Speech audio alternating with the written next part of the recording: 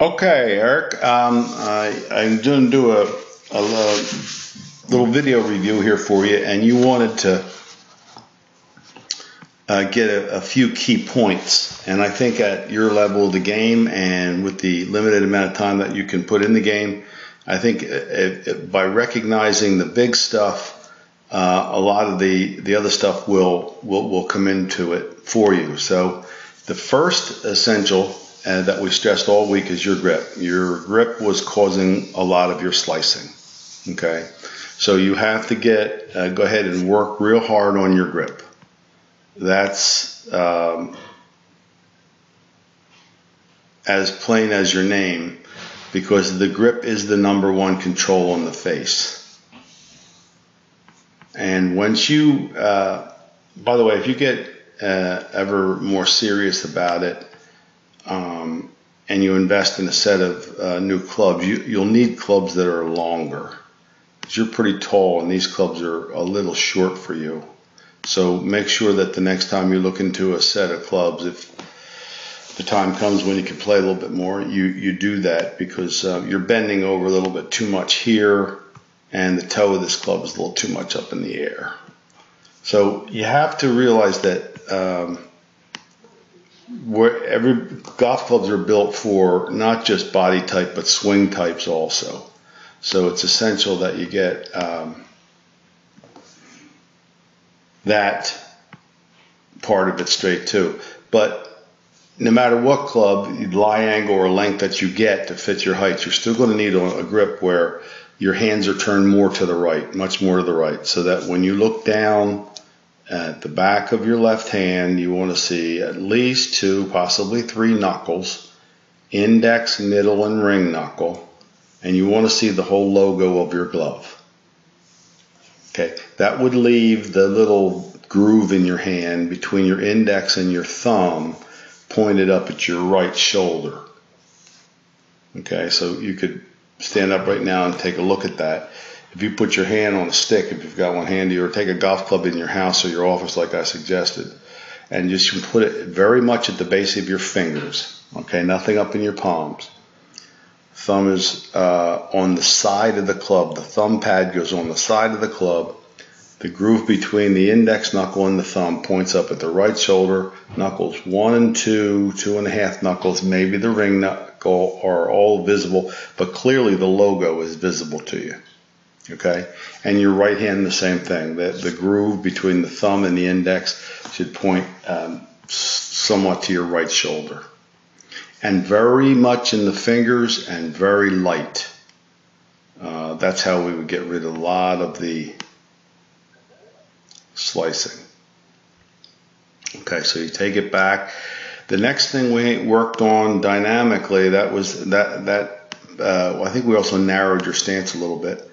But those are your 2 setup changes. But the next thing we worked on in going into your swing part, the actual dynamics of it, is to make you feel a shoulder turn and not a lift of your body. So when the shoulders, when you get here, the shoulders turn, and really that could be the end right there. I mean, that would be fine.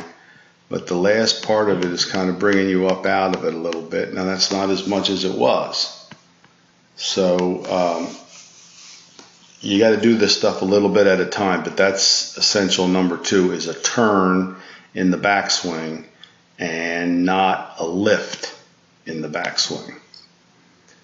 Then you get that, you're going to see a lot better golf, a lot more consistent hits, because you're not going all over the place there.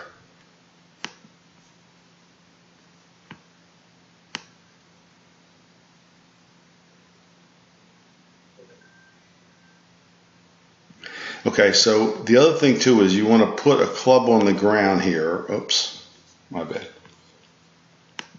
You want to put a club on the ground, somewhere right between you and the ball, point it at your target, and get your body and your shoulders, your hips, and your feet parallel to the club. Right now you're aiming way off to the left, or you were on Monday. This is Wednesday here. This is much better. But naturally you're aiming off to the left, because for however long you've played, you've hit everything off to the right. So I want you to see how when you come down here,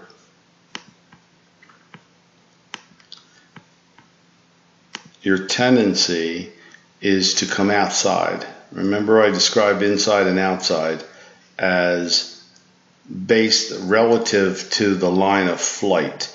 That means that the line of flight is just the term we have for the line you want, the target line. Okay, the target line, let's put it that way. And you tend to take it outside because you're aiming that way. So it goes a little bit outside going back. At this point, you want to get your arm. You see your arm on Wednesday over here? It did come down somewhat, but it's much more vertical over here on Monday. So I can see more of your face here. I can see your arm, and your shoulder turn is better. You see that difference there? Okay, that's essential in your dynamic. You've got to get a shoulder turn. You can't get an arm lift like this. And when you come down, we want to come down from what we call the inside. That is well outside. When you come down here, it's still a little bit outside, but because the ball's not going that far to the right, it's a little bit more inside. You see that? That is still outside in. We would still like to have that club swinging down under here. So you're not going to get rid of all that at first, but it's only natural that that's your goal. That's where your sensibilities are, is to put the ball to left field because everything has gone for years to right field. So but we've got to get you inside, and that would look like this.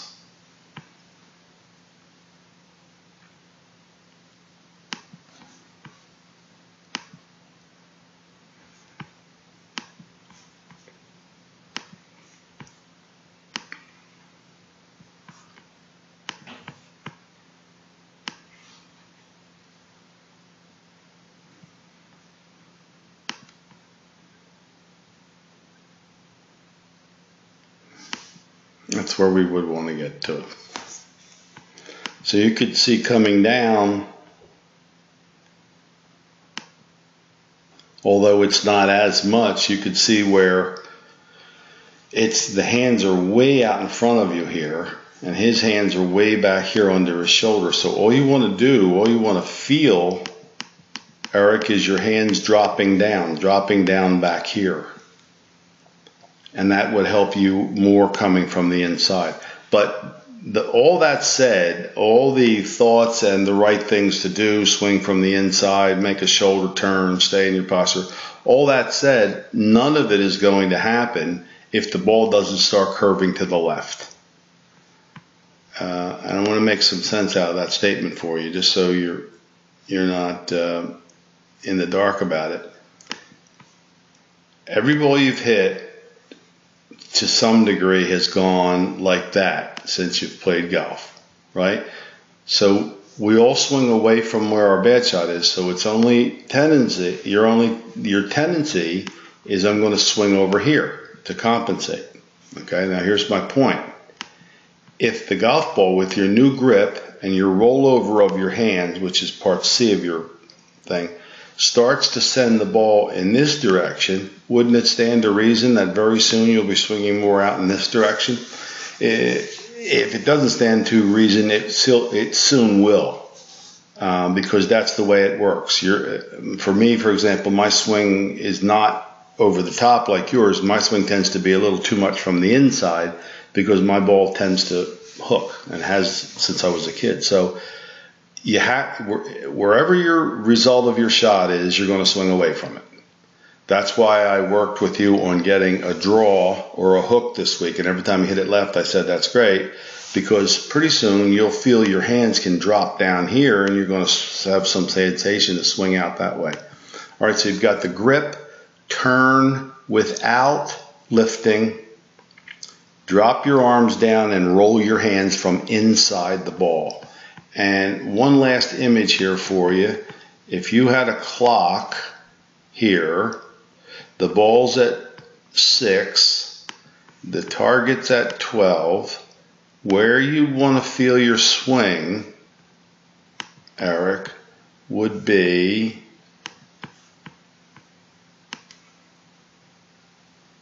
from 7 to 1. This way. Right now it's 5 to 10. Right now your swing tends to be more that way.